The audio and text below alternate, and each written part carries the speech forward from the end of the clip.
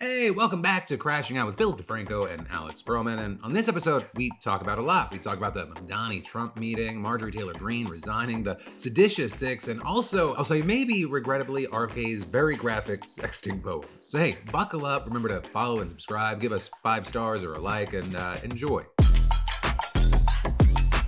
Well, Phil, how are you feeling about your draft pick from last week? She's already resigned. Marjorie Taylor Green took 1 week of being called Marjorie Trader Brown, and she folded. She folded so quickly.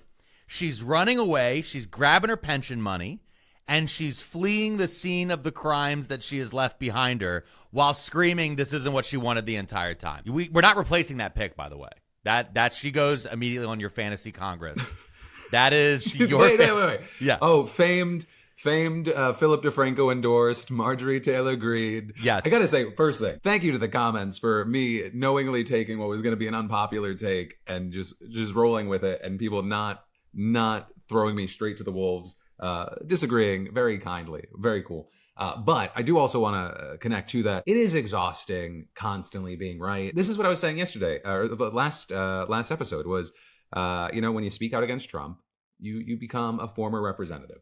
How long that is the case, we'll see. Because to your point, did she time things out because she was like, well, I got that pension? Is she timing things out because people are saying that she's going to do that presidential run? Seems so short-sighted. When you were talking yesterday, last show, and when I've talked to other people, they've talked about, she's this very astute political snake that's like kind of navigating the situation. I think it's more likely that she becomes like a podcaster. I think it's more 100%. likely that she becomes a voice and figure and sees power that way, rather than trying to fight for what would, to her at this point, would seem small of a House seat. 100%. It's also one of those things where I think people forget how Marjorie Taylor Green started. She started as a Facebook personality. We're out here, we're Facebook mama bears out here protecting our children and our rights, and that's why David Hogg needs to be told that he is actually he's actually a crisis actor, and I need to scream at him on the streets. That was Marjorie Taylor Green from the very beginning, and she's always been very good at social media in that side of things. That, especially that weird pit of social media that is Facebook, Twitter, those sides. I guarantee you she is going to pivot into Rumble. She's not going to be I think she wants to be a YouTuber. I think the move right now is she wants to try to get more back to the middle, so then she could get normal sponsors, right? I don't think she wants to do the Russell Brand where she has to get the magic amulet that makes me stronger. Look at me, I'm walking out from Narnia with my magic amulet. She doesn't want to do that ad. I think she would rather have like a Tide. You know what I mean? Like, she's trying to get to like Tide Pod level. And some of the things she's saying right now sound reasonable, mixed in with the lunacy she's also pushing at the same exact time. I find it very funny, though, that she got about 6 days. It was about 6 days worth of what AOC, Jasmine Crockett, any Democrat ever has gotten for 10 years. Like, immediately she felt like a little bit of that, and then she also just started to look at the forces that were going to be aligned against her in a primary and just went, that's a lot of work. And she hasn't had to work that hard at her primaries or at her general election. She's picked her seats because I think she's moved districts before, right? I think so, but also I gotta wonder, why do you think specifically she got hit, but Boebert and Mace, they've kind of flown under the radar of this situation? Because, they were very connected to the Epstein stuff. So is it because they only cared about the Epstein stuff, and Marjorie Taylor Green is hitting on like the America First stuff of like, do you think that's the difference? No, I think that Trump actually was shocked that Marjorie Taylor Green would go against him at all, because she's been one of like his most strong soldiers. Does that make sense? Him on the House floor, go and like talk to the president. Let's figure this out. She wore a MAGA hat to the State of the Union. Remember the famous Biden clip where he's like, "That's my favorite. That's my favorite Biden clip." It's the best. It's that the and best. Him falling, but definitely that one. Yeah. When he's just, whoa, like, look at your hat. That shot. I mean, like, she screamed. She and Boebert stood up and screamed during State of the Unions before, and all these different things. Like, all of that stuff is like lends you to believe like, oh, I shouldn't have to worry about her. And I think by the time what's shocking is everything she was talking about when it comes to Epstein, when it comes to healthcare. These are the two biggest ones she was talking about, along with Israel and AIPAC. But the two biggest ones that are domestic was the Epstein files, and those need to be released, and the government shutdown, and talking about how the Republicans don't have a health care plan, both of which Trump has folded on while calling her a traitor. So, like, it's been crazy. She's like, hey, I'm just noticing, I'm getting a lot of comments over here that we should probably maybe not. I'm just going to throw it out there. Maybe we should release an Epstein file and a health care plan. And he was like, fuck you. I hate you. You need to get out of here. By the way, we're going to release the Epstein's file, and we should probably have a healthcare plan, right? And everyone's like, yes, sir, yes, sir. This is like every abusive marriage you've ever seen. Yeah, 100%. Well, he's an abusive narcissist, so that's just how that works. So the question then becomes, right, is MTG correct when she says campaign season is starting? The exodus that we're going to see is going to be massive. Right? I think it depends on what massive is. That's the definition. But even 5 to 10 is very meaningful in the now, right? It depends on how it goes down. If it's just not running again, that matters because there is usually an incumbent advantage in these races. But if it happens now, like then you're talking about a potential flip of the majority. I don't think that's going to happen. I think that's like that's not quite copium. Maybe it's hopium. Yeah. I think there's going to be a flip of the majority regardless, because if you look at places like Texas and some of these other places, the calculus they've been using to rewrite these maps is completely off. They were looking at people, basing it on 2022 and 2024 numbers, on how demographics would vote in certain ways. And you look at just a swing we have in Latino populations alone of their view of the Republican Party, who is completely backing ICE, who is grabbing Latinos off the street just based on how they look and harassing people based on accents or other different things. Like, that switch has been so hard that what they did was they took some very deep red ones and made them into lighter reds, thinking we will carry these completely. I think 2026 in general is going to be a harder slog for Republicans in the general. On the primary side, you have guys who are looking at it and the calculus is off for them, right? They're in the primary. They have to go and really suck up to Trump, or else he can nuke them in a primary. He can pick any lunatic anywhere in the country. Trump can go on to Truth Social and just screenshot and repost lunatics and go, I like this guy for Marjorie Taylor Green's seat. I like this guy for Lauren Boebert's seat. I like this guy for, I think Nancy Mace also is, she wants to run for like governor of South Carolina or something. Good luck, weirdo. He can pick people out of nowhere and drop them in, and at least they might not win, but they can be annoying enough that they can then cost that person the general, because they have to then run so far right that they can't do the fake lie that many of them do when they go back to their home districts, which is, I'm not like all the other Republicans. I'm actually independent when it comes down to this one issue that I'm conveniently never in town for when we vote on it. Like, this is like that type of stuff. It's very much the Susan Collins, Murkowski move in the Senate, where they trade back and forth on who gets to be the independent when they know the bill is going to pass. So, I mean, he's been attacking Massey.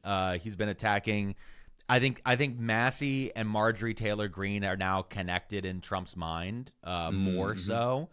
I think Boebert, he probably just thinks that she's dumb. And I think Nancy Mace, he probably just thinks she's crazy. And in both cases, probably true. But this is just where his brain is. I think with Marjorie, it's more like he's shocked. Like, that's my homegirl. Why would she do this to me, type of thing. And he's also using her as an example to the others. Right. Congratulations. You guys got your little Epstein bill passed, but look what it cost you. And it cost you Marge. Yeah. And with Marge, I feel like she's, to use a bit of a soccer term, at this point, I think she's maybe parking the bus, because she even said that she's not going to endorse a candidate. Right. So she is playing a place where she cannot take an L. Right. Whatever happens, it's for the good of my district. I forget if you were saying it before or after we started recording, where she just keeps talking about her like sweet little lovely. My sweet district. I can't do it to my sweet district. Ignore the fact that I'm weirdly sitting inside of what feels like an AI studio for QVC with my all white room and a Christmas tree that's up before Thanksgiving. But my sweet district can't go through a divisive primary right now. I can't. I mean, okay, it's called an election, lady. It's just an election. I was gonna shit talk houses that are exceptionally white, but I am in the most divorced dad looking room. You are in a depression hole. Like that is. There's no way around it. There is a series for the audio listeners to describe what is behind Phil right now. There is a series of abandoned workout equipment, a printer that I assume is collecting more dust than ink. And then walls that are only flipper. They're a weird flipper gray green. They actually weirdly match your shirt. Yeah, they're slightly popcorned. Also, there are people that think that I'm a secret weeb because I guess my half sister has like some drawings here. She's actually a great artist. These are just some quick things that she did. But no, not me. I wish I had any artistic talent. But that's the only thing that I would lie and try and claim. This is just this is like a side room for my dad's place. We're there for Thanksgiving. Yeah. No, I like since we started the show, everyone's like, oh, Phil DeFranco never leaves his house, and I think we've done what, like 3 episodes now where you've been on the road. Yeah, and even just this week, just this week, the last 3 episodes of the Philip DeFranco show, there's been 3 different ones. There's some people that are like, he's in witness protection. I was like, no, not there yet. We're good. We got until 27. I don't like making content on the road. That's the thing for me is like when I'm in my house, because I want to be loud. I don't like having the option taken away for me. And so there's been times where I've wanted to record like a TikTok rant or something, and I'll be at a hotel, and I'm like, that would be a crazy way for everyone in this hallway to find out that I'm here. Or they don't know who I am. So also just like, there's some man in the other room screaming about RFK cum poems. Can you tell him to stop? It is 11:30 in the morning. We'll get to those. Yeah, that's probably that would be sticking a pin. Yeah, that's going to be sticking the pin in of like, this topic is happening. I know we glanced over it, but we're going to talk about them poems. No, I'm with you on not enjoying road shows. Here's the thing about me. There's two things. One is a pride thing. The other is pure greed.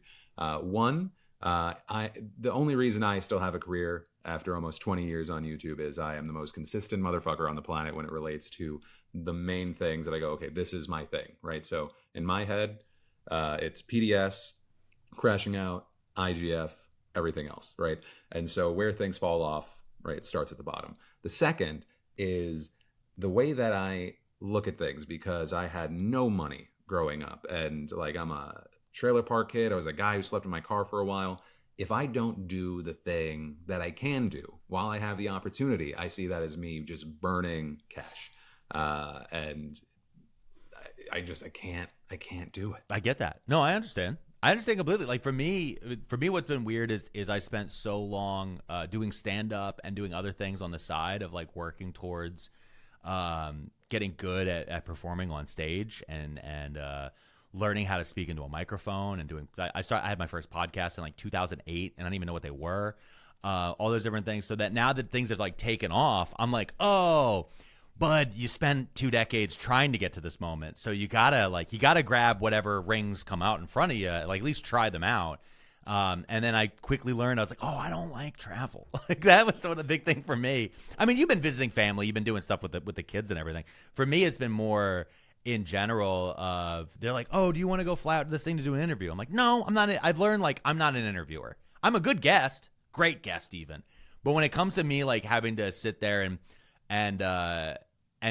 pretend to be like, oh, tell me more about that, and then be quiet. Hey, if we ever, when this podcast starts hitting 250 and up an episode, and I convince you that hey, we're gonna do 1 to 2 shows at theaters in front of live audiences.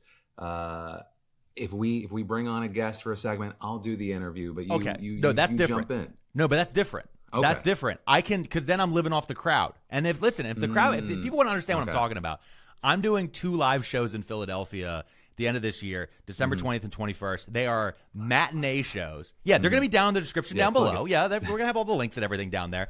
It's going to be live shows. I've discovered that my crowd is a little older, and that's the reason why I love doing the matinee shows. We do a 4 o'clock show. We're out of there by 6. Come see me, then go have a nice dinner.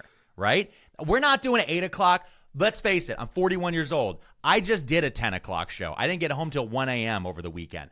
I felt like I was going to die the next day. We don't want to do that. Nobody wants to do that. If you got kids, you get a babysitter. You can get the good, daytime hours. You're not paying the extra because they're going to be staying late. Any of those different things. December 20th and 21st, Helium Comedy Club in Philadelphia. It'll be a great time. Check out more about the show notes down there below. But if we did do a live Crashing Out, Phil, and we had a guest come out, then I can choose scenery or I can just feel the vibes of the crowd. That's different than sitting here on a Zoom, right? Sitting here on a Zoom and going like, and what are your thoughts on that? I've learned from you. I've been watching you do it a lot. You're really good at this move. Well, okay. Can I, this is, I love we're getting a little inside baseball. Do you know why I put my hand on my face? No, I don't. That's why I'm asking. That's why I'm triggering you to do this, because I want to know. Because if I do not have my hand on if I don't do listening face, I have Tucker Carl syndrome. You know when he's doing an interview and he's looking at you his like, mouth what the just fuck are you slack-jaws? talking about? He's like, when he's looking, he's not thinking, what the fuck are you talking about? That's just his face. And I realized from doing it, I don't think I do it necessarily in person, but when I am doing it to a fucking camera, I just look like when my wife was practicing her first like stump speech in front of me, she was like, was it? I was like, that was great. And she was like, you look like you hated it. I was like, I loved it. And she's like, your face. And I was like, I know. This is why I cover my mouth. That's just my default. Oh, okay. Got it. So you're just trying to be like, okay, don't look like a slack-jawed Which, funny yokel. enough, when I used to drink, that was also my sober face, where it was like, I'm inherently listening and I'm definitely not really drunk. Okay. That's how you learned it? That's how you figured it out? Yes. You were like, okay, 5 vodkas. No, I'm good. Right? That's even if I picked up the phone and I'm like, oh, as you're saying it, can I order chicken tenders? As you said it, I'm like, oh, I can see it now. That is also because you're almost like, it's almost like you're holding the vomit in. You're like, that's incredible. This is the guys, this is the only type of stuff that you can get here on Crashing Out, which is why this is the moment I'm going to remind you to go down and actually hit the subscribe button, because many of you get fed this to you in your FYPs and don't realize that this isn't on Phil's main channel. I've never been on a channel that we get so many more views than the number of subscribers on YouTube. I was like, oh, so this is how YouTube is supposed to work. Because my old channel is just like... Well, because they're moving more into the FYP field, the For You page, the algorithmic side of things. And part of that is actually what is one of the things Marjorie Taylor Green has been talking about a lot inside of her, to bring it back together, inside of her resignation is, which is shocking to a lot of people because she's talking a lot about the divisive nature of politics, but she's pointing to social media a lot. And specifically, she's pointing to Twitter, now also known as X. But she's been pointing to a few things over there and saying, like, the way the algorithms are designed by big tech and other things, like, it wants us to stay mad and stay separate and all of these different things. She wrote about Twitter, quote, only 20% of Americans are on X, and this is where the political industrial complex controls a hive mind with hyper-partisan politics. It's toxic, hateful, and divisive. Many accounts are paid, and many are foreign, and they post comment all day with targeted talking points in order to sway your opinion. However, it's not real life. Real life exists without a phone, tablet, or computer. Real life is tangible, involves relationships with people, productive work, and all the fun, amazing adventures the beautiful world has to offer. Real life among common Americans is what holds this country up, blah, blah, blah, blah, blah, blah, blah. But she is pretty correct there. Because it's been a big thing that's happened online, especially since we've moved from, I would actually say, as we moved into algorithms over real feeds, real subscriptions, and into a curated, whether it be actually curated by AI, actually curated by algorithms, or just a curated feed in general. I think back to the big switch politically, as Donald Trump came rising in 2015, 16, and more, the bubbleification. Remember in 2016 when Trump got elected, a lot of people were going, oh, it's these liberal bubbles. You're on these liberal bubbles. You didn't see this coming. It's these liberal bubbles. A big part of it, though, is since that's right around when the algorithm took hold on Facebook. That's when the algorithm started coming in and we started getting these curated FYPs on all these different areas. And as that happened, the things that we like, that I like to see, but I don't hunt down, so I subscribe to them, they stop showing them to me because they're like, oh, well, I know you subscribe to this, but you never interact with it. So we're just going to hide that to the side. Like the same way that Facebook, Meta in particular, loves to do this thing where if you don't interact with an account, then they don't show it to you. If you don't like it, if you don't comment, if you don't share it, over time, they're like, well, we're just going to hide that one because that's not the one that keeps retention up for you. And so this is how people, like Jack Posobiec or some of the Turning Point content or all these other different conservative creators, the reason most people know who they are, especially on the left, is because we hate watch them. And we see that they're being idiots, and we comment, you're being an idiot. Well, the algorithm doesn't know. And the algorithm goes, well, you commented, so you engaged, and then you stayed on the app an extra 3 seconds. So we're going to keep showing you that over and over and over again. This is how a guy like Nick Fuentes grows. This is how Marjorie Taylor Green grew. I mean, in essence, she's been a congresswoman for 5 years. She's barely passed anything. She's for the most part been a backbencher, with the exception of sucking up to members of the Trump administration to get better committee seats, right? And most people, they wouldn't know who the hell she is. She's a congresswoman from Georgia. Name another congressperson from Georgia. Most people can't. And the only reason you know about her is because she's been a psychopath on social media, and she knew how to get clicks, so she knew how to make her name trend. Making her name trend then puts her higher in the list. Yeah, but so it's like I feel like we're all aware of the problem now, but it's like there's nothing that's going to be done about it. No, like, I know. Doesn't mean we can't bitch. Yeah, no. We can absolutely bitch. I'm not saying it does not matter. It's just it's something that it's not a full 1-to-1, but it reminds me a little bit of when people were talking about privacy versus convenience, right? Whether it be in the past. And what people say and what people do are drastically different things. And I think what consumer behaviors have shown is that people are actually fine giving up a lot of privacy, like a shocking amount of privacy for convenience. And I think with algorithms, there are complaints about the bubble ecosystem, but then also, those same people are on TikTok for 2 hours because they're like, I mean, the whole rise of TikTok and TikTok creators is because of how good, and I'm using quotes there, effective really the TikTok algorithm was. So my only tip to change things up is just it's kind of the way that, like, when I was younger and I didn't want to have a nightmare, I just think happy thoughts. And so I think you got to search happy thoughts. My TikTok feed right now, it's all POV videos of Stardust Racers, which is now my new favorite roller coaster at Epic Universe.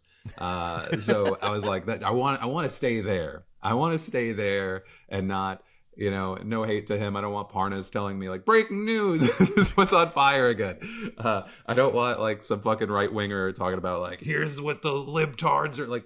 I'm in a happy place right now. It's gonna go away because I'm gonna search up things related to my job and the things that I care about. But if you want to actively change your feed, start searching up some other shit. I know many people, especially who work in our space, who have multiple accounts for that reason. Ooh, that's smart. Actually, my wife, when she's doing research for the Too Many Tabs podcast, she actually has a whole fake YouTube because, especially when she's been looking up scammers and grifters and all these other different people, over time, YouTube's like, oh, you fall for that? Okay, here's a lady who doesn't eat carrots. It's her whole thing. It's just to the FYP, again, all these different things, because, again, it's what you interact with. The growth of these different things, especially when it comes to, like, toxic politics, when it comes to scammers, when it comes to any, like, I hate watch too much. And the worst part for me is I also then immediately, when I come across an account I don't like, especially like a conservative influencer,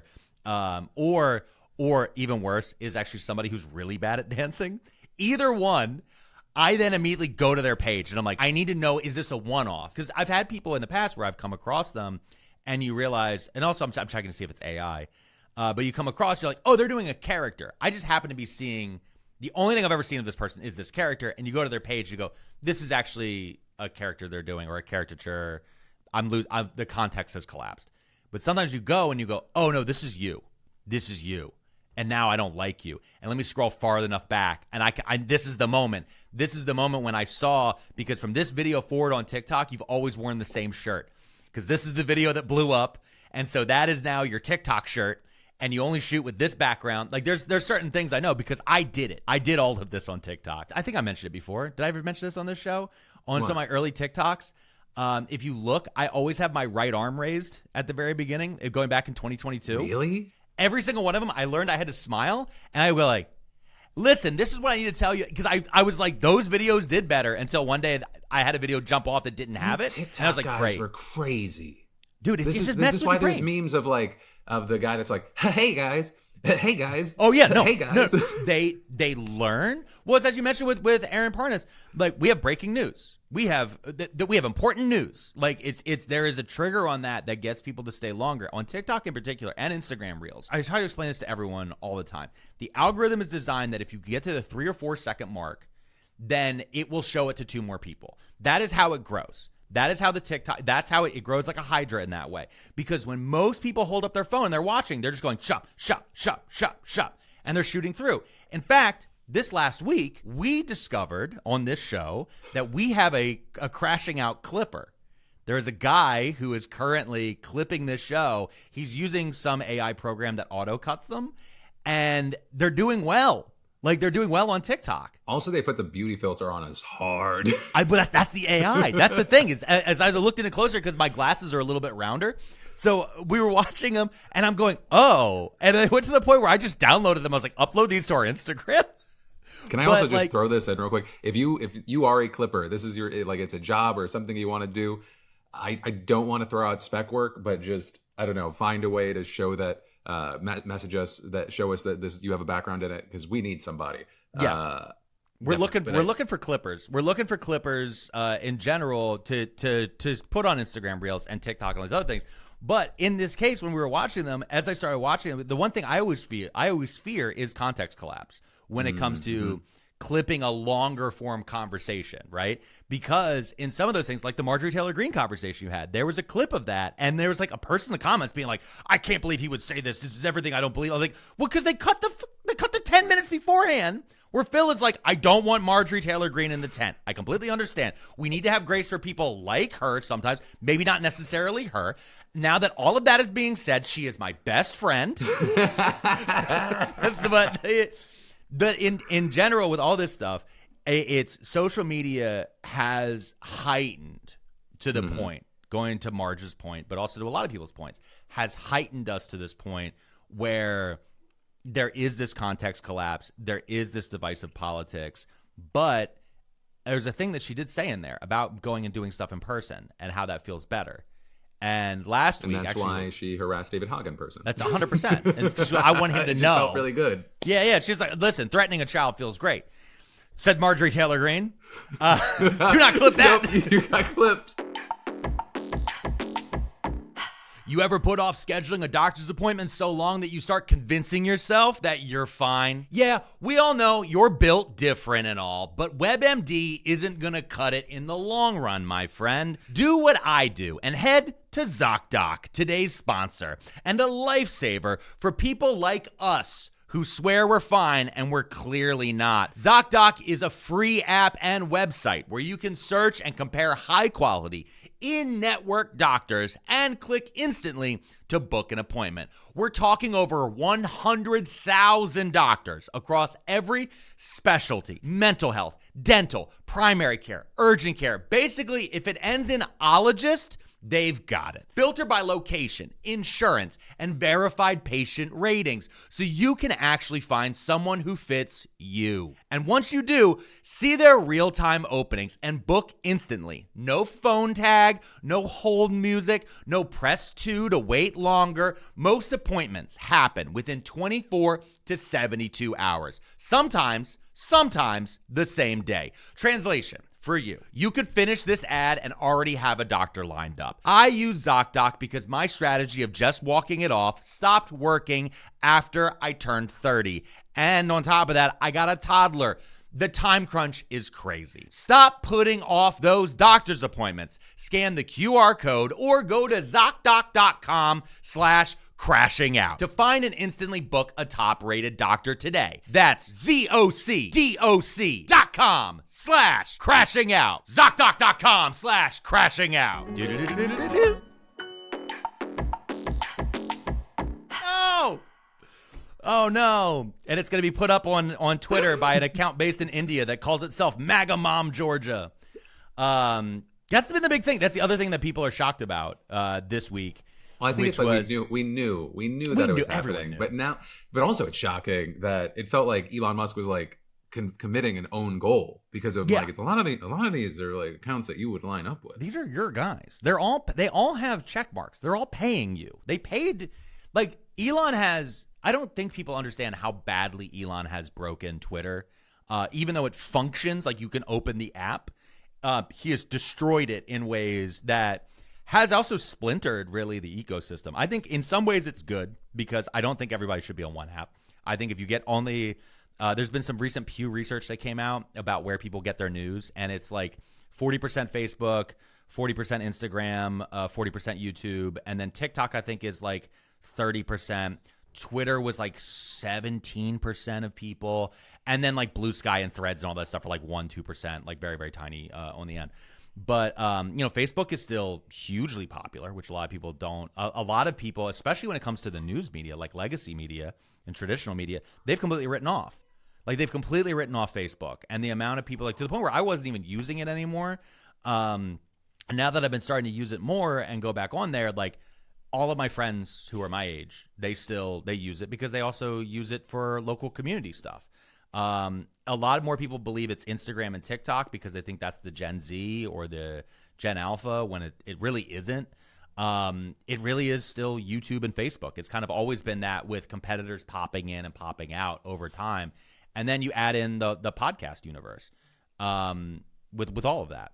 But I think with this Twitter moment here, I'm hoping that at least for the traditional legacy media and some of these other bigger groups, that they'll stop using Twitter as a sounding board for all of America, and they can start to see the influencer operations and influence operations that are happening there. Because there's been a while, remember like in 2017, 2018, there would be all these articles be like, Kim Kardashian did that and it broke the internet and it was so divisive and everyone hated it, and then it's 6 tweets. Like, Yeah. I mean, this is something in the past that we were guilty of to a certain degree, because it'd be one of those things where it's like we saw a number of reactions, and then we'd be like, okay, well, we need to at least showcase one, and then sometimes whoever was doing the poll might pull something with like so like really few followers or interactions. But just also because I don't know if we fully said it, Elon Musk and X rolled out a thing where you could see where an account essentially was created. Yeah, where it's based out of. It was, where it was born, which app service they used, and where it was based out of. And a lot of the like these MAGA accounts, it was like, oh, it's actually coming from India. It's actually coming from this other place. It was also not limited to just the right, though. It seemed heavily on the right regarding things in the United States. It also was not limited to the United States. There were things I think that were connected to at least influence operations or someone just trying to make money off of rage. In the UK that I think was like based out of Iran. I might be getting some of the things crossed, but I think it was very interesting. And then also it was like everyone had to be a little bit skeptical of certain things because people like myself, we use VPNs, and so they had to do things like add a little exclamation mark next to where things were. That said, it would be very random if some of these accounts just so happened to use a VPN.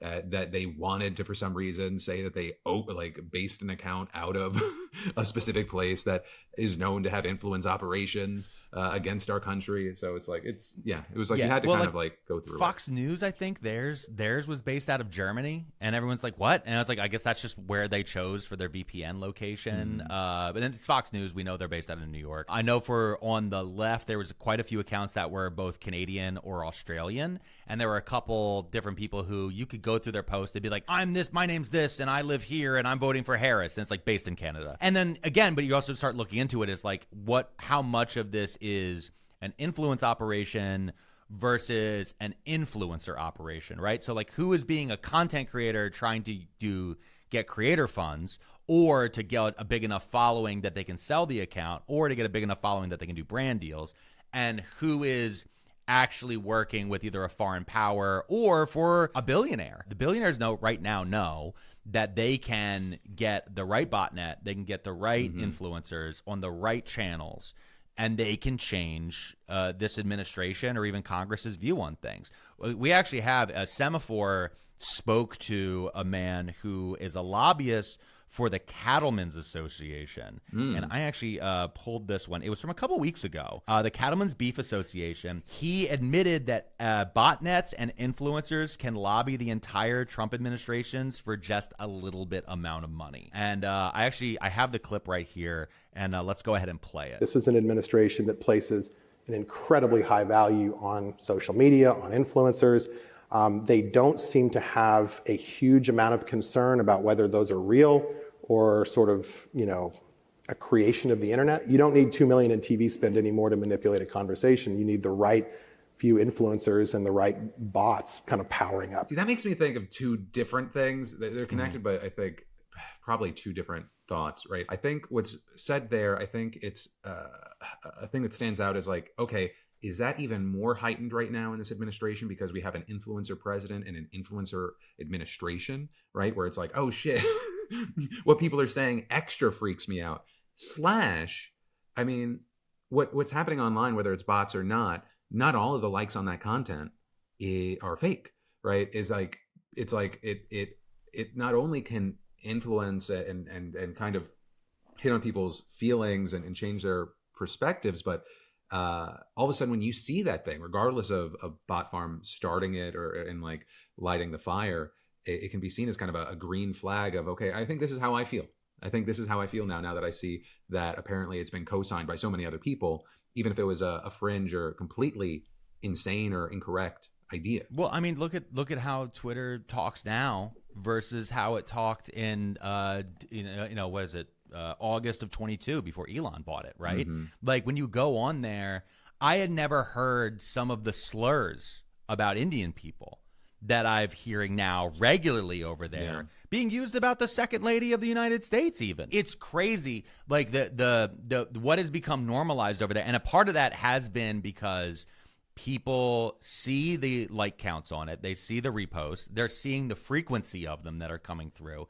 And on top of that, they then, if they engage in that content, those botnets also pump them up. Like there is a thing in there of that of like, are you following around with a real crowd? Are these your real ideas? Like, what do you truly believe in? Or whether or not you're being swayed. And I think that looking at what we saw this week with this particular issue when it comes to especially so many of these accounts, that a lot of them pretend to be blonde women that were based in Bangladesh, Nigeria, Eastern Europe. There was this one guy, his name's General 1776. His account's based in Turkey. He has spent all week now posting pictures of a hand holding a passport. He didn't open the passport. He didn't show it. He just kept showing an American passport. Be like, no, look, I'm actually real. This is all this thing. And he keeps trying to come up with new lies. But my question is for a lot of them, some of them, yes, are they controlled by foreign governments? Yes. But how many of them are just literally online merc nets? Again, we talked about on this show, the guy who owns Steak and Shake attacked Cracker Barrel online, and he used botnets to that. Where were those botnets based out of? Around the world. Like a lot of people keep pointing to Twitter payouts for Twitter Blue for content engagement, and especially Rage Farm, because it's not just likes and views, because that's based on the algorithm. It's actually also about responses to those posts. Well, the best way to get responses to those posts is to Rage Farm, and because to get people to tell you you're an idiot and then reply to them and then have them reply again.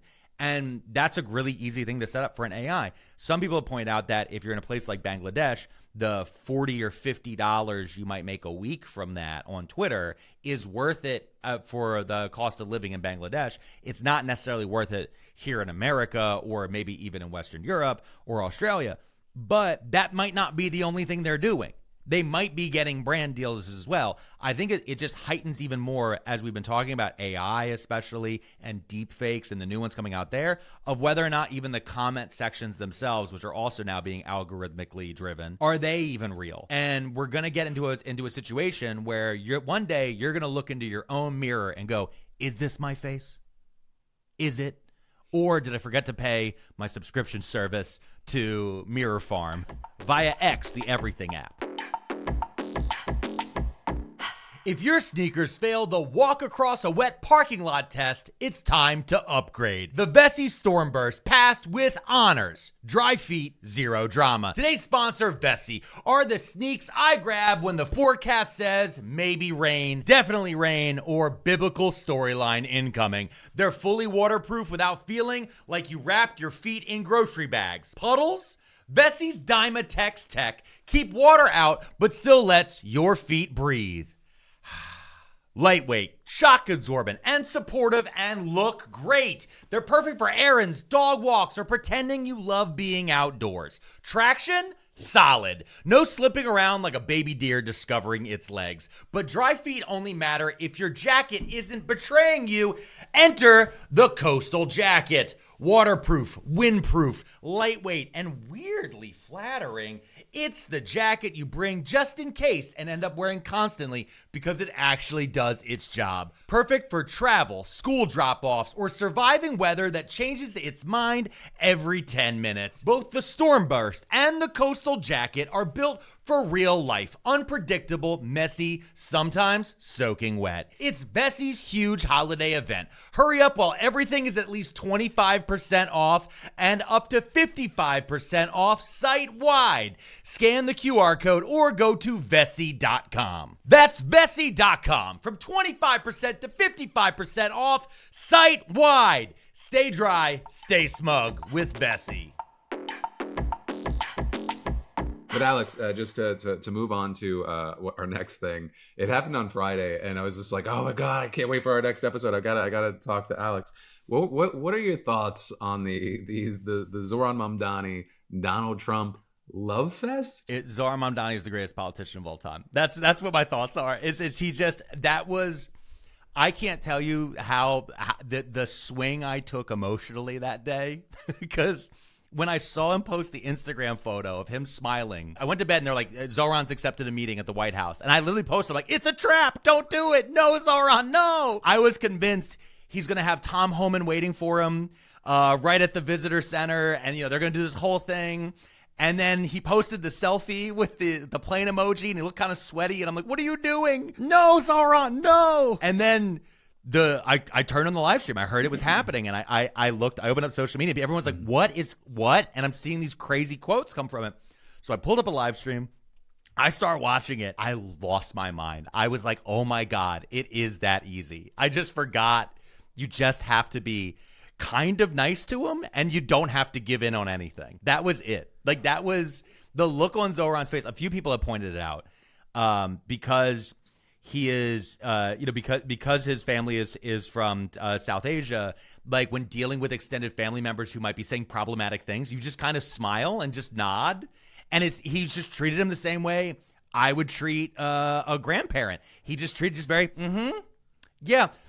We talked about a lot of things. It's just, that was, I loved it. Yeah. When he was on the Adam Friedland show, he said, he was asked, what were you thinking when you had like that face and smile? He was like, I was thinking of New York. I was know. Like, look at that politician go. Oh, but, yeah. Lay there and think of England, baby. Lay there and think of England. Let's talk about the other end. I saw that as a win-win for both camps because I've also seen a lot of people on the right going like agreeing and not fully dismissing the like, Donald Trump loves a winner. He loves a young, handsome man. He if he can kind of own some of it by saying that 1 out of 10 Trump voters went, so like there's a connection there, and he wants to be seen as someone that is accepted in New York. But you also had a lot of Trump supporters saying that this is actually 5D chess from Trump, and that it actually hurts Mamdani. And I don't think they're 100% wrong. I think they are 95% wrong because you have seen some that I think mainly want to be able to criticize and kind of throw water on stuff, going like, Mamdani failed when he went in there because I guess he didn't kick the door in, and he was like, you fucking blah. Like, you mean comment communists? That's what I call them. They're comment communists. They only exist in comment sections. They only they don't want power. They just want to critique it. Those people, I've seen them get 500 likes on Twitter all week. I've seen them infighting about whether or not Joseph Stalin and Hitler worked together over the Molotov-Ribbentrop Pact and argue World War II history. I've seen them stab each other in the back and scream and all these different things. It's fine. Guys, when it comes to that, call me a Menshevik. You have no idea what you're talking about. This is politics. Like, this is politics, and there's a difference between actually being elected and being in power. And many of them are desperate. So many of them are actually what they actually declare themselves as anti-electoralism. They are against the idea of elections, and they drive me insane, Phil, because these people show up and yell, whatever you're trying to do isn't going to be worth it, blah, blah, blah. And then a fascist gets in power, and then they go, great, now we can start a revolution. And I'm like, you guys have never won anything. You've never even won a participation trophy because you don't fucking show up.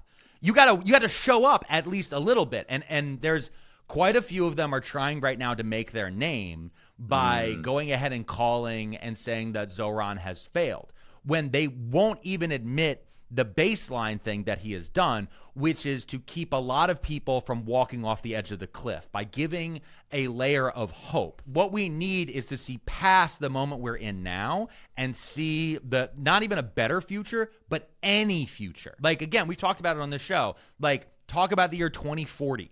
Like, just think about that decade. Like, most of us can't even think about next decade even being 2030. Like, that number doesn't appear in our head. 2026 only exists now because it's 2 months away. We barely even think about the 250th anniversary. And so when I see these people, they only exist online. Going back to I can't believe I'm going to say it, Phil. Going back to Marjorie Taylor Greene's completely correct point. These people do not exist in the real world. Okay. And the one thing I will say, and to their credit, I did, for every single one of them, as I saw them screaming at each other and backstabbing, I went to each of their accounts. I said, where are you based? And many of them said USA. It didn't go short, it doesn't go tighter than that. It didn't tell me exactly which gentrified neighborhood in Brooklyn they moved to, but it did tell me at least that they were Americans who don't vote. And for that, I thank them. Yeah, I don't know. I want to hit my head against a wall when I see people posting, like, Felford again memes with like Mamdani, AOC, and Bernie. I'm like, what do you expect? Like, I was like, it feels so detached from reality and how change actually happens. Because they come up, it's a radicalization pipeline, right? Like, this whole area of the internet is trying to self-radicalize. Like, they don't call it the DSA, they don't call it Democratic Socialists of America, and they call them the Dem Sheepdogs Association, because they believe that, you know, as you start to break away from the Dems or the idea of voting in politics, Bernie comes in and slowly tricks you into getting back into the sheeple pile. Like, it's just this stupid shit that has existed on the internet for a very long time. And these are the exact people that I will always call to their face a bunch of losers who have no idea what they're talking about on a constant and consistent basis, who do not understand not only how to wield power, but how to be likable enough for anyone to ever trust them with anything. These are the same type of people who also constantly will argue about whether or not DoorDash is a human right. Like, get the fuck out of here. Like, they're not, they drive me insane in that way because, again, they see everyone having a good time and they go, actually, this thing sucks. Like, Zoran stood... I saw somebody call Zoran Mamdani Zioran because they wanted to claim that he is now a Zionist because he has stepped back in their words, he stepped back on it. Zoran Mamdani stood in the Oval Office next to the President of the United States, who was seated in his little cuck chair. He stood there and he said that Israel is committed to genocide and that the United States has financed it. He said it in front of the president with no pushback at all. Like, that's never happened in the history of this country. Like, you have to accept and, like, go, oh, that's a win. Like, that's a tiny win. Instead, they'll go find some little article written somewhere that he said something nice to a rabbi or some shit that, you know, and they'll blow that up and go, this is the only thing. I'm like, yeah, again, on Twitter, on a Nazi bar, because there's so few people who actually make sense left on that particular site that actually... the conversation lives in a world that will ever be real people. Yeah, we also do need to understand, right? We can have the moment of Trump being like, yeah, call me a fascist, and him being like, yeah, he's a fascist. That was crazy. You can have him saying he'd live in Zoran's New York City. We agree on a lot. We actually, you know, talking about some of the same voters, but also understand that is a meeting. And that is, I feel like that we got a little bit of glimpse of the Trump that people see in those private meetings where they're like, he's great, like where everyone like kind of can work together. Understand, this motherfucker will invade New York like at the drop of a dime. Like it will happen. That's how he interact with another politician, and like he did his reality TV is drastically different than, you know, Stephen Miller getting into his ear and being like, actually, let's do this. So understand that could be tomorrow. That could be today. There was a moment that a lot of people didn't really clock, that I clocked hard during that meeting. Jack Posobiec, or maybe Posobiec, I don't care how he pronounces it, because it's my right as an American to pronounce it however I want. Jack stepped forward and asked Zoran, like, honestly, a racist question about wanting to tax white people more or white neighborhoods or something.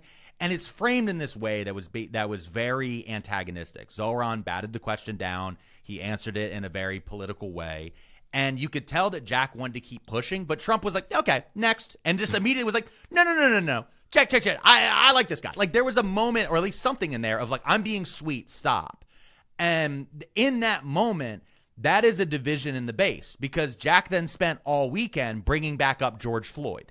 Like, Jack then spent all weekend falling back on all of his white nationalist, white supremacist bona fides of like being like, no, guys, don't worry. We're gonna get our ethno state. Like this is the type of things that like I was watching and in that little fracturing in there. This weekend, I saw more fracturing actually on the MAGA side of Trump, of them realizing that Trump might not believe in anything except himself, than I did see on the left. On the left, we were all just like, holy shit, he gave him the Bubba treatment. On the left, for the most part, the people who popped up or the old school contrarians, the ones who exist in comment section, he goes, actually, this thing sucks. And it drives me crazy, because the other thing we saw at the same exact time this was happening, remember, Trump called Zoran my little communist. He was saying he should be deported. He said all these different things.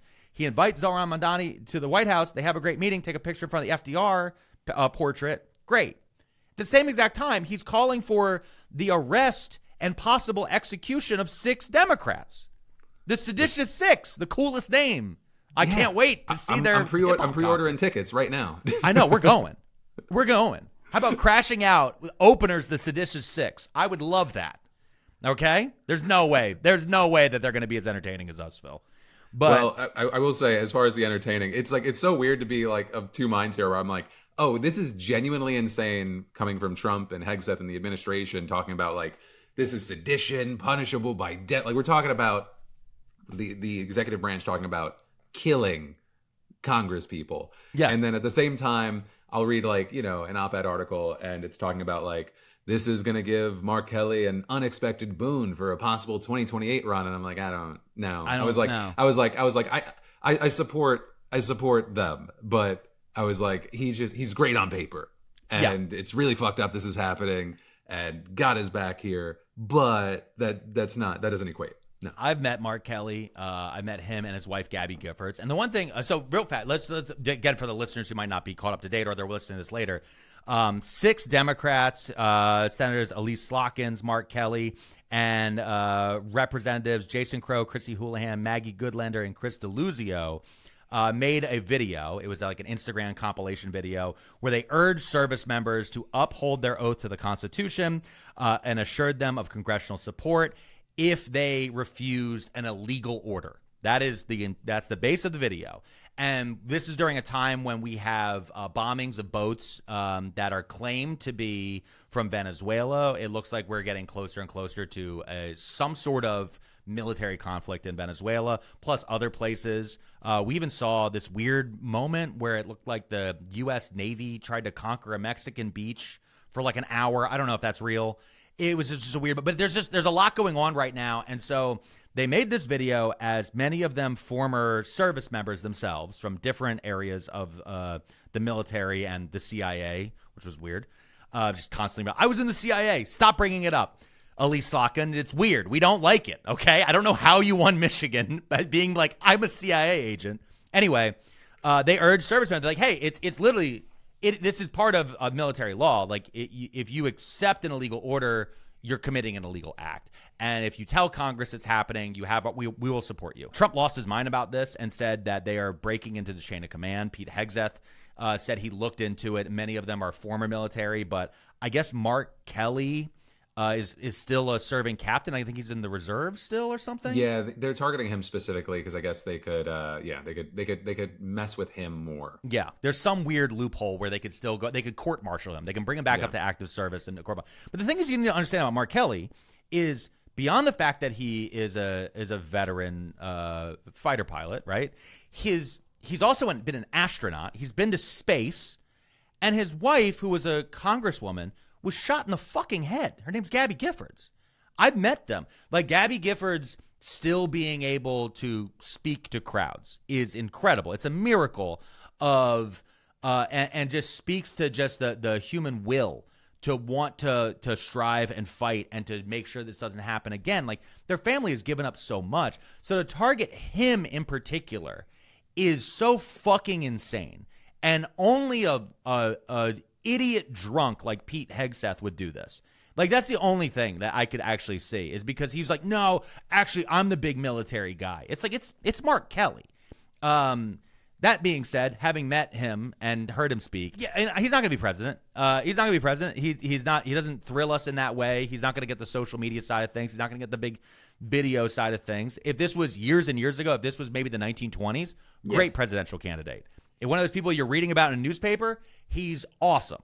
But you're like, how is this guy not president already? If you're reading about him on paper, and then you hear him talk, and you go, "Oh, okay, yeah, no, it's fine. He's a nice guy. He's a nice guy. and he's usually right about a lot of different things." The part that's also crazy, again, going back to the Zohran thing, a bunch of the people on this list, the day Zohran Mamdani came to the White House, voted to denounce socialism. It was like 86 members, Democratic Congress people, crossed the aisle to denounce socialism. And one of which is Christy Houlihan and Chris Deluzio. I know that because they're from Pennsylvania. And so it's this weird moment where you're like, yeah, we're going to denounce socialism. The president's like, all right, cool. I'm denouncing you. And so we're just in it's just denounceception at this point. It's just it's a human sedition denounceapede. Ever do that midnight online shopping thing while half asleep, convincing yourself you need whatever's in your cart? You get to checkout, realize your wallet is in another room, and suddenly you're questioning every life choice that led you here. But then you see it, that beautiful purple shop pay button. Tap it. Everything autofills, and boom, purchase made without moving a muscle. That magical button, that's today's sponsor, Shopify. Shopify doesn't just make buying easy, it makes starting and running a business simple. Shopify powers 10% of US e-commerce from major brands to first-time sellers, building something from their kitchen table. You get hundreds of ready-to-go templates so your store looks professional without touching code. No tech panic, no why is the logo floating moments. And everything you need lives in one place. Inventory, payments, analytics, all streamlined instead of scattered across tabs. Need customers? Shopify's built-in email and marketing tools help you grow fast and keep people coming back. And that iconic purple shop pay button, millions rely on it because customers trust it. And it's the best converting checkout on the planet. If you want to see less carts being abandoned, it's time for you to head over to Shopify. Sign up for your $1 per month trial and start selling today at shopify.com/DeFranco. Go to shopify.com/DeFranco. Shopify.com/DeFranco. Well, and yeah, and that's merch. Human denounceability. Jesus Christ. We're just gonna have it's just gonna be a bit where we just constantly keep saying that's merch and then we just don't release it because it's just during the holidays. When I was watching all this, when I was thinking about the video in question, I started thinking, was this bait or what, or was there genuine concern, or I think probably there was a math of both, but I wonder which is which, right? Of baiting a reaction. I'm not sure if Dems are, I don't know if I want to say being that smart. I will say knowing the people who did this video, I will say that all 6 of them definitely believe this. They definitely no, I know that. I'm saying believe it, but that it is a genuine concern at this moment. It might be. Yeah, we don't know. Well, I mean, they've been talking in general, the Foreign Relations Committee hasn't been getting the briefings they used to get. Armed services committees aren't getting the briefings. So there's a lot of moving in the dark. And this is right around the time where I just recently heard about the church committee. We're in like the 50th anniversary of the church committee of learning that the CIA was operating 50 years ago without any oversight. There's all this oversight that was put into place around the age of Nixon that is being completely ignored now. And you don't want that to happen because that's how you end up bombing the wrong village, or just any village, or boats, or any of these different things. And so because of that, they're bringing, this, I think that leads to this. And then maybe in the calculus from the comms people, it's a little bit different. Might be more what you're talking about. Well, I'm looking at the time here, and we promised people, so I need you to bring us to our second to last segment here. Okay.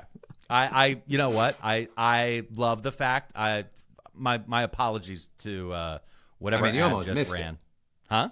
You almost missed it, and I people would have almost been did so miss it. disappointed. All right. So Ryan Lizza. Okay. Ryan Lizza, as you guys know, was the ex-fiance of Olivia Nuzzi, who is the ex-mistress, digital mistress of RFK Jr. And Ryan has released behind a paywall on his Substack a part 2. In part 1, he detailed about how Olivia Nuzzi had an affair with Mark Sanford, who was then another presidential contender in 2020. And then in part 2, he began to talk about her affair with RFK Jr., including the fact that he found a note. And on this note, there was a poem, according to Olivia, he writes, through this time from the candidate to her. And this is what the candidate wrote to her. I will do as best I can an impersonation. To anyone who is in their car listening to this on Bluetooth with family while driving to Thanksgiving, my apologies. Your open mouth awaiting my harvest. Drink from me, love. I mean to squeeze your cheeks to force open your mouth. I'll hold your nose as you look up to me to encourage you to swallow. Don't spill a drop. I am a river. You are my canyon. I mean to flow through you. I mean subdue and tame you, my love. He then said, Ryan Lizard then wrote, thanks to Bobby, I am now aware of something called felching. Clip that, guy. Put that on TikTok. Have fun. Yeah. Anyway. It doesn't pay as well anymore. Hey, is that poem coming from someone else? Beautiful? It was, I'm stuck on the line. I am a river, you are my canyon. I will say, there's lots of good bits. Your open mouth awaiting my harvest is one of the fucking most wild lines I've ever heard. He ruined fall for me. He ruined fall. I was like, no! The pumpkin patch, the sacredness of the pumpkin patch has been ruined. I don't know. Here's the thing. I don't want to completely just fucking jump away from the RFK of it all, but it's very weird that this was paywalled. It was like we got part 1, we got the opening, and he was like, if you want to hear the fucking weirdest, creepiest shit in the world, you got to pay a monthly fee. Way to monetize your cuckoldry. I would just say, good job there, bud. I don't know whether or not we are now all entering into a fetish, though. This is where I need to know at this point, Ryan, maybe when you release part 3, be like, by the way, I'm not into any of this. I just need money. That we actually do need that. I wouldn't say it's a trigger warning. It's more an explanation where we do need to know, because there's been too many times where, especially on TikTok and other places, where you end up accidentally engaging with fetish content. And so this feels like that. This was one of those things, again, it only seems to matter to people who are like heavy into the press and people who have dealt with Olivia Nuzzi personally and are like, how does she still have a job? Because again, she is working with Vanity Fair.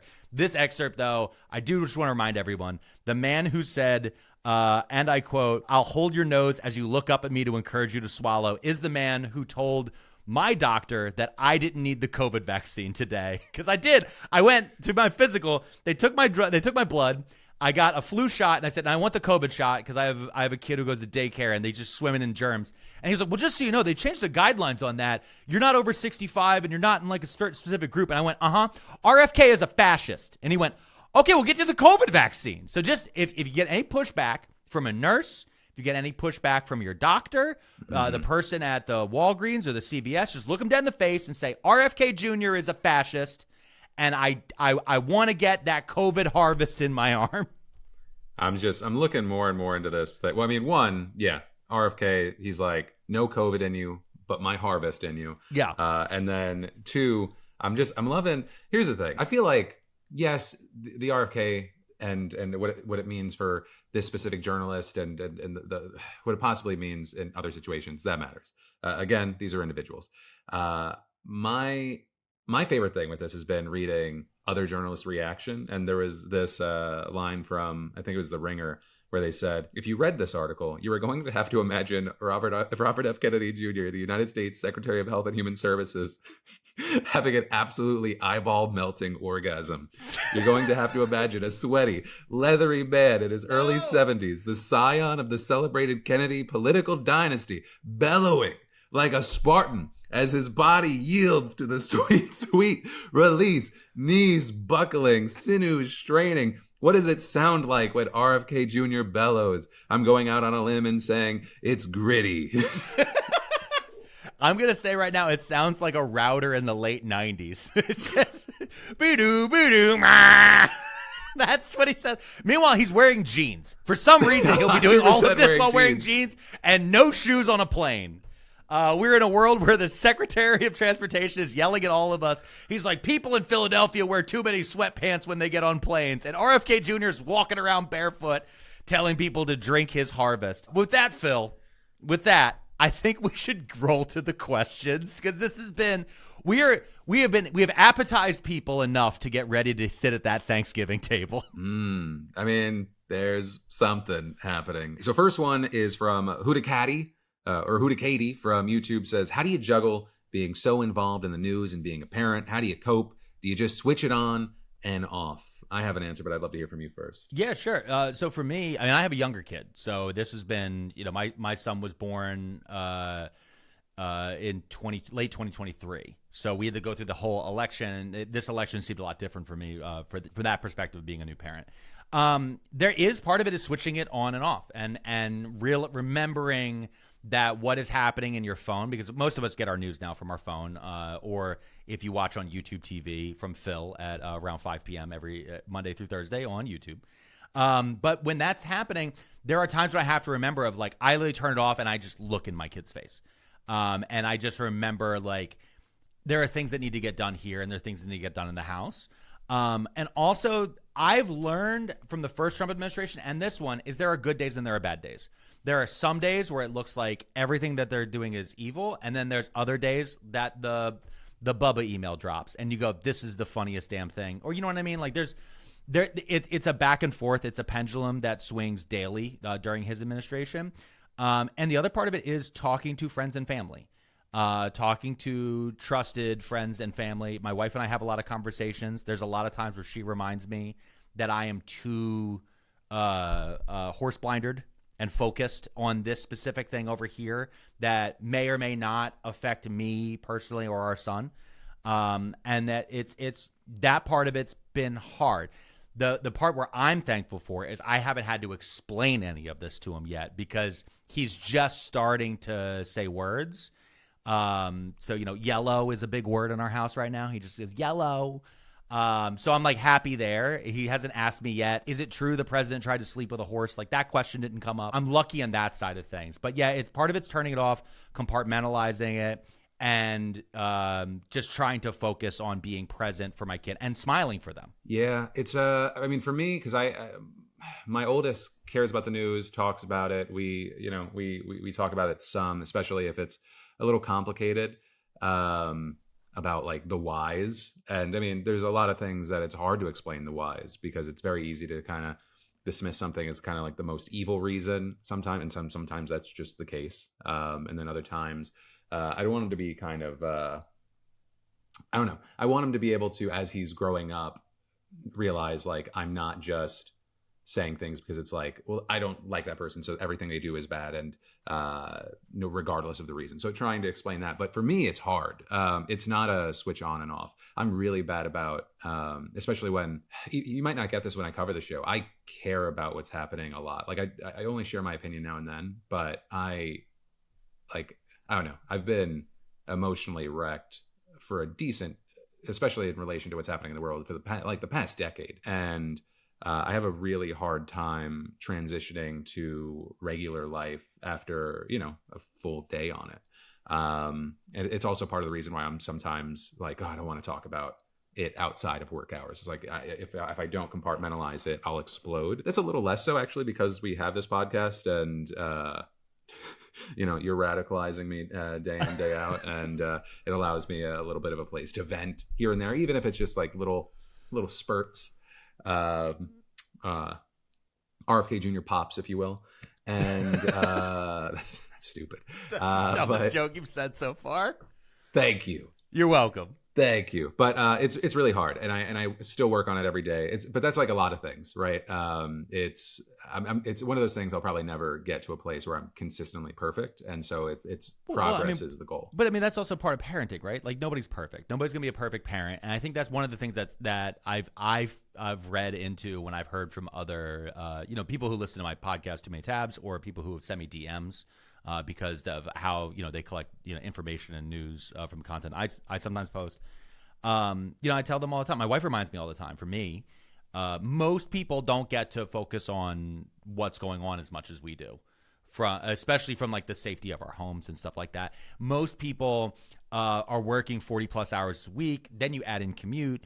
Then you have family. You have soccer games. All these different things. So when they can get a condensed version of the news, giving it to them in a way that makes sense, and processing that also helps. The other thing, though, is there have been times that for a lot of people is knowing that they're not crazy.